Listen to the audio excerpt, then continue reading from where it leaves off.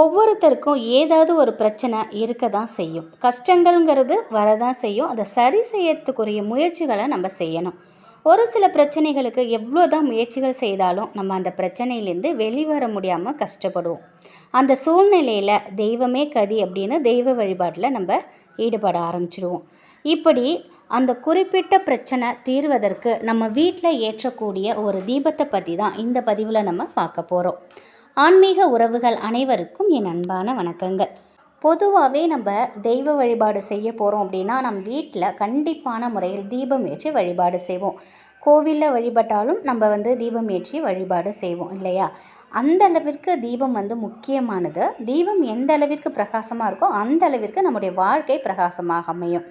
சில பேர் பார்த்திங்கன்னா மாதம் மாதம் அவங்களுக்கு வரக்கூடிய அவங்க ஒரு சம்பள பணமோ இல்லை அவங்களுக்கு ஒரு வருமானமோ வந்துச்சு அப்படின்னா கோவிலுக்கு எண்ணெயும் திரியும் வாங்கி கொடுப்பாங்க.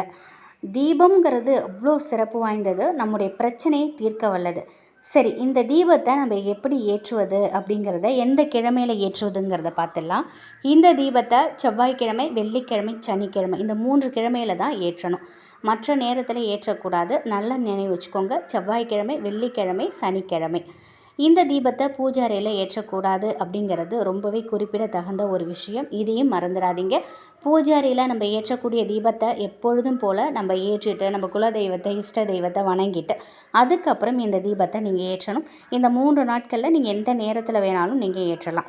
இந்த தீபம் ஏற்றுவதற்கு நமக்கு தேவைப்படுற எண்ணெய் பார்த்திங்கன்னா வேப்ப எண்ணெயாக தான் இருக்கணும். இந்த வேப்ப எண்ணெயால் தான் நம்ம தீபம் ஏற்றணும். அப்போ தான் நம்ம வீட்டில் இருக்கக்கூடிய எதிர்மறை ஆற்றல்கள் எல்லாமே நீங்கும். நம் வீட்டோட தென்மேற்கு திசையில் எந்த அறையாக இருந்தாலும் சரிங்க, அங்கே நீங்கள் ஏற்றலாம். நல்லா நோட் பண்ணிக்கோங்க. நம் வீட்டின் தென்மேற்கு திசை இந்த மூலையில் ஒரு சின்ன தாம்பாளத்தட்டை வைக்கணும். அதற்கு மேலே ஒரு பெரிய அகல் விளக்கு எடுத்து வச்சுக்கோங்க.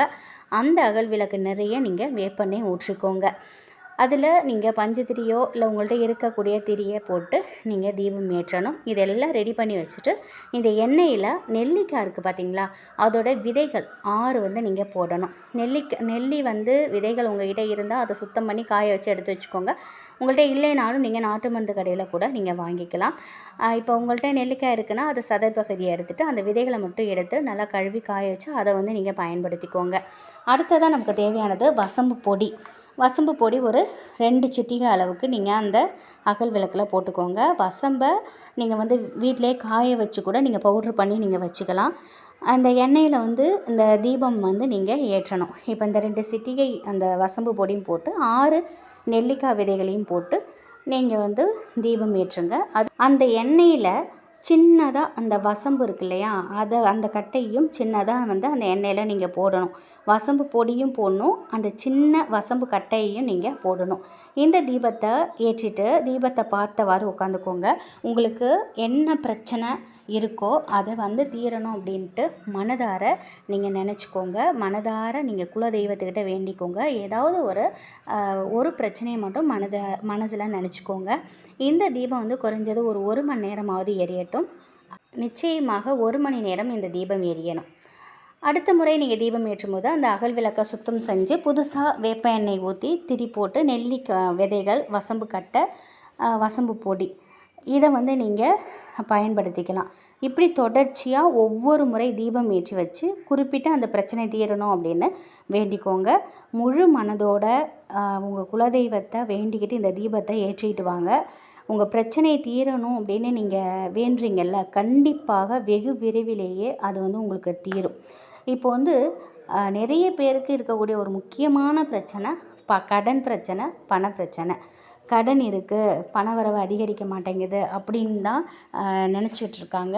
அவங்களுமே இந்த தீபத்தை நீங்கள் செவ்வாய்க்கிழமையில் மறக்காமல் நீங்கள் ஏற்றிக்கிட்டு வாங்க. செவ்வாய், வெள்ளி, சனி ரொம்ப பண கஷ்டத்தில் இருக்குதுன்னு நினைக்கிறவங்க செவ்வாய்க்கிழமையும் வெள்ளிக்கிழமையும் தொடர்ந்து ஏற்றிக்கிட்டு வாங்க. இதை நீங்கள் தீபம் ஏற்றிட்டு வரும்பொழுது பண வரவில் இருக்கக்கூடிய பணத்தடை நீங்கும், கடன் பிரச்சனை தீரும், கஷ்டம் தீரும், பண வரவில் நல்ல மாற்றம் உண்டாகும். நம்முடைய ஒட்டுமொத்த பிரச்சனையை தீர்க்கக்கூடிய ஒரு அதிசய தீபம் இது. பணவசிய தீபம் அப்படின்னே சொல்லலாம்.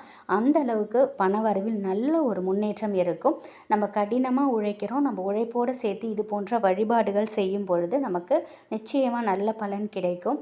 நம்ம நான் இந்த பரிகாரம் வழிபாடுகள்லாம் நான் செய்கிறேன், ஆனால் நான் வேலைக்கு போக மாட்டேன், நான் வீட்டிலே இருக்கேன், எனக்கு பணம் வரணும் அப்படின்னு நீங்கள் நினச்சிங்கன்னா அது முற்றிலும் தவறு. நம்ம கடினமாக உழைக்கணும், நேர்மையாக இருக்கணும். அதற்கப்புறம் இந்த வழிபாடுகள் செய்யும் பொழுது கடவுள் நமக்கு என்ன நினச்சி நம்ம இந்த தீபம் ஏற்றிக்கிறோமோ அது நமக்கு நல்ல விதமாக நல்ல பலன்கள் கொடுக்கும்படி கடவுளின் அருள் பரிபூரணமாக நமக்கு கிடைக்கும். நிச்சயம் இந்த ஒரு தகவல் உங்களுக்கு பயனுள்ளதாக இருக்கும் அப்படின்னு நம்புகிறேன். நன்றி.